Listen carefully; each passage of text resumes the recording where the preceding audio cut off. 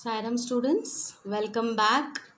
Now we'll continue with the chapter that we were doing the last class, that is a truly beautiful mind. I would request you all to keep a pen and a book handy so that you could take down the important points. We'll just do a quick recap of what we did in the last class. This is a biographical sketch about Albert Einstein. He was born on 14th March 1879 in the German city of Ulm. His mother thought that he was a freak, meaning a person who was unusual and behaved very differently than the others. He did not speak until the age of 2.5, and when he learned to speak, he uttered everything twice. His playmates called him Brother Boring as he couldn't get along well with them. He loved mechanical toys and considered his sister Maja to be one such toy. He was a gifted amateur violinist. He went to high school in Munich but left the school as he hated the school's regimentation, meaning the discipline that the school had. He continued his education in German-speaking Switzerland, a city which was more liberal than Munich. So we saw about how he was, what kind of a child he was. Now let's continue with the lesson. Einstein was highly gifted in mathematics and interested in physics, and after finishing school, he decided to study at a university in Zurich. So he was very much interested in mathematics, and he was gifted in mathematics in the sense he was very good at maths and also interested in physics. He then decided to go and study in the University of Zurich. But science wasn't the only thing that appealed to the dashing young man with the walrus mustache.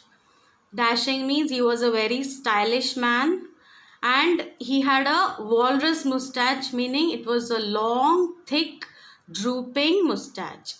However, this person, this dashing young man, was not very much interested in science as such, but he was interested in maths.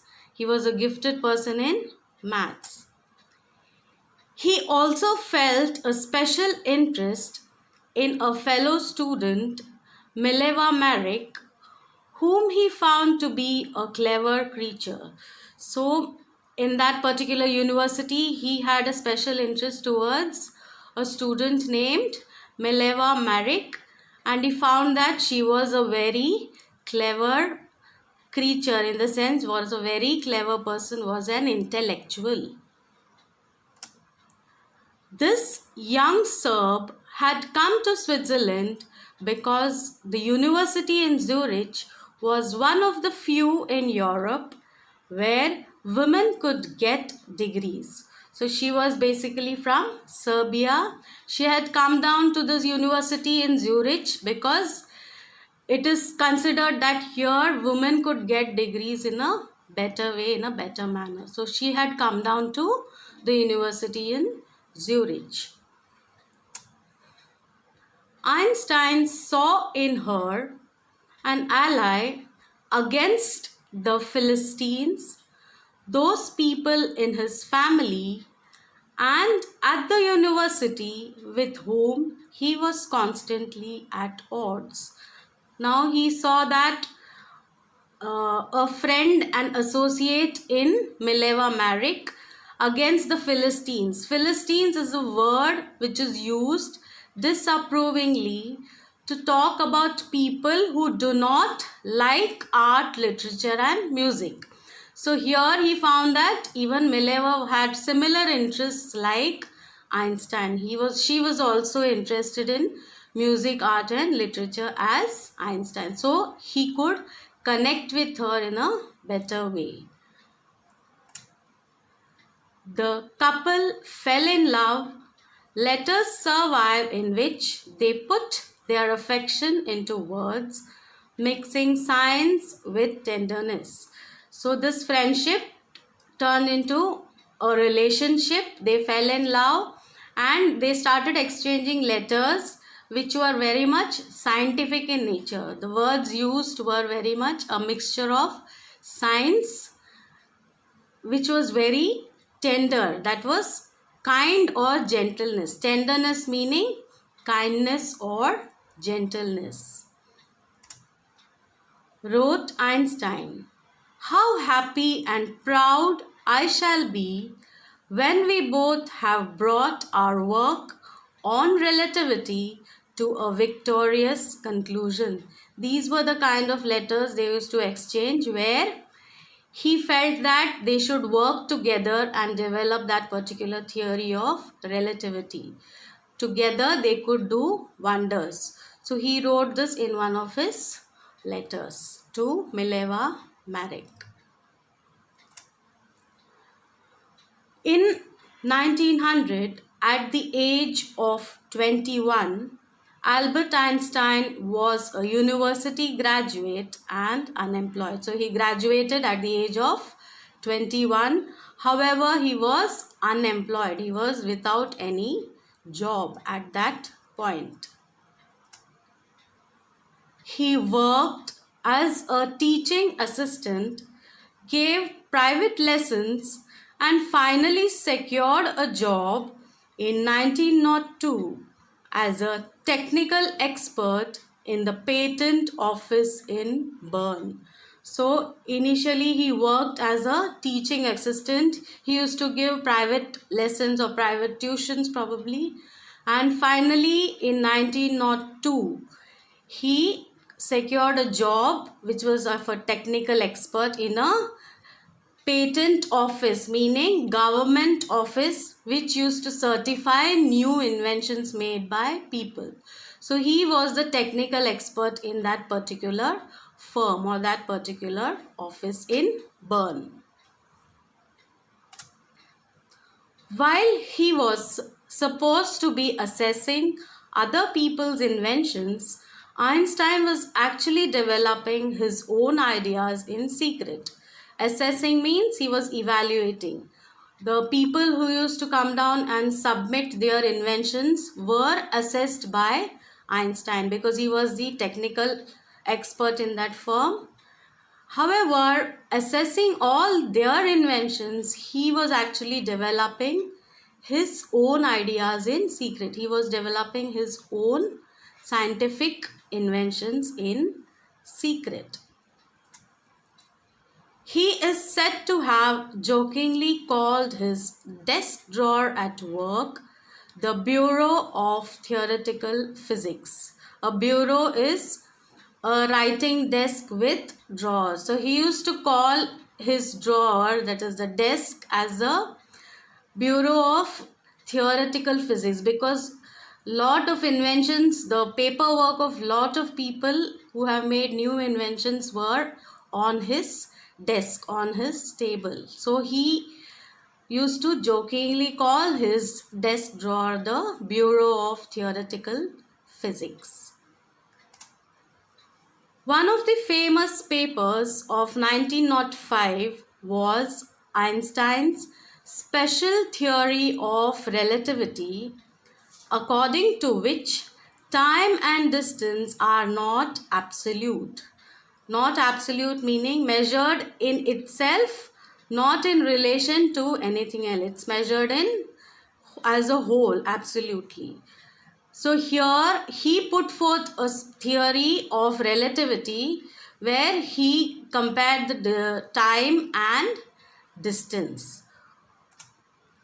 Indeed, two perfectly accurate clocks will not continue to show the same time if they come together again after a journey if one of them has been moving very fast relative to the other.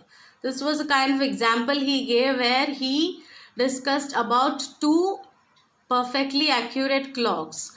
However, if one of them is moving very fast or slow, it would make a difference on the other. They would, in the journey, if one of them has been moving very fast relative to the other, it will not continue to show the same time. There will be difference in the time shown by the two clocks. So from this particular thing, this followed the world's most famous formula which describes the relationship between mass and energy. That is, this is the famous formula which is E is equal to mc square. In this mathematical equation, E stands for energy, m for mass, and c for the speed of light in the vacuum. This is almost about 3 lakh kilometers per second. So he derived this particular formula which shows the relationship between mass and energy. So he has given a small anecdote out here related to the theory which he put forth. When you sit with a nice girl for 2 hours, it seems like 2 minutes. But when you sit on a hot stove for 2 minutes, it seems like 2 hours. That's relativity. This is the anecdote that he has given for his theory of relativity. While Einstein was solving the most difficult problems in physics, his private life was unraveling. Unraveling meaning it was starting to fail. It was faltering. When he was developing his theories, his private life was actually failing. Albert had wanted to marry Mileva right after finishing his studies, but his mother was against it. She thought Mileva, who was 3 years older than her son, was too old for him. So he had always wanted to marry Mileva, but his mother was against because she was much older than her son. So his mother was not very much keen on getting Albert married to Mileva. She was also bothered by Mileva's intelligence. She is a book like you, his mother said. Einstein put the wedding off. So here Einstein's mother was also worried about Mileva's intelligence because she was a genius like Einstein itself. So Einstein decided that he would put off the wedding, meaning he would postpone the wedding because his mother was not very keen on getting him married to her. The pair finally married in January 1903 and had 2 sons. But a few years later, the marriage faltered. However, finally they got married in 1903 and also had 2 sons, but the marriage became very weak, the relationship faltered, and within a few years it was not in a very good condition. Their relationship was not very good. Mileva, meanwhile, was losing her intellectual ambition and becoming an unhappy housewife. Mileva was a genius. However, because of her being a housewife, her ambitions towards her career was falling down and she was not very happy with her life. She was turning out to be a very unhappy housewife. Intellectual ambition meaning interest in scholarly work. That is her work, actual work wherein she was very much interested in doing lot of inventions and putting forth lot of theories. This was not happening in her life. After years of constant fighting, the couple finally divorced in 1919. Einstein married his cousin Elsa the same year. So after lot of fights, lot of quarrels and tiffs, the couple finally divorced in 1919. However, Einstein married his cousin Elsa the same year. So students, you have understood his story, his life after his childhood. What was his condition? What theories he has developed? We will continue the next part in the next class. Now we will just be discussing about the project that was given to you. I hope you remember the project that was given to you in the month of May, the English project. This project carries 10 marks. There are certain changes that needs to be understood and taken note of by all. The topic for your project was digitalization in India. I hope you remember the topics very well. Digitalization in India. You were given topics sector wise, roll number wise. You can see roll number 1 to 10 had to deal with the health sector, that is digitalization in the health sector.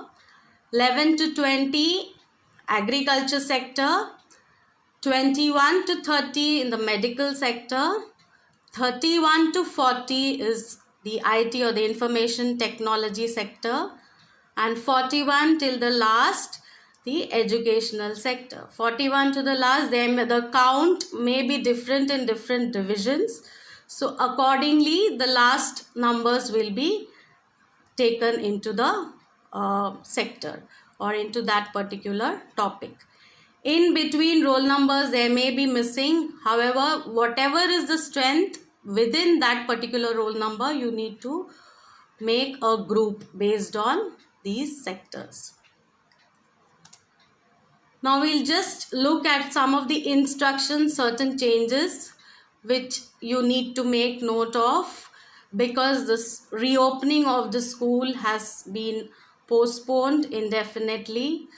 You were supposed to bring a pen drive and do the presentation in school. However, that may not be possible because of the current situation. So there are certain changes which you need to make note of. Students need to make PowerPoint presentation on the assigned topic. So whatever topic is given to you, you need to make a presentation. Each class is divided into 5 groups as we have seen earlier. Each student has to make a presentation video for 1 to 2 minutes. So make a note here that each and every student has to make a video presentation for 1 to 2 minutes, where each student has to introduce themselves and the topic they are going to present. So suppose a student is in between which group, maybe in the science sector, you have to explain about the topic that you are going to speak on. So each student has to participate individually. Each student must be visible on the screens of their respective videos. Like you're seeing our lesson videos on a daily basis. Similarly, each student must be visible on the screen of their respective videos. That is, for that 1 to 2 minutes, you need to be there on that particular video. Finally, only one member of each group will merge all the video files of their respective groups and upload it to the link that will be provided.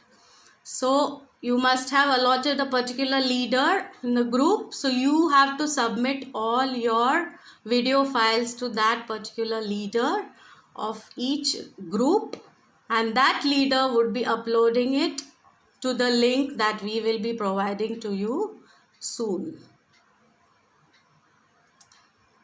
The total video duration has to be for 15 to 20 minutes. Now, when the leader is compiling the videos of all the members of that particular group, it should be within 15 to 20 minutes. Need not exceed this limit. You have to stick to this. And finally, the submission date for the project videos is 21st August. Okay, so by 21st August, you need to submit your video file. We will be sending you the link where you need to upload the video. However, you need to start preparing for your videos and send it to your group leader at the earliest. This project carries 10 marks, so be very particular and try to submit it by the 21st of August. Also, one thing you need to remember is each presentation, each student, every student must have this in their video. That is the meaning of digitalization, the objectives, the infrastructure of the sector that is allotted to you, and the impact of digitalization in that particular sector. So each student must include these 4 points in their video presentations. I hope I am clear, students. Just go through these again and try to submit your projects on time. Thank you.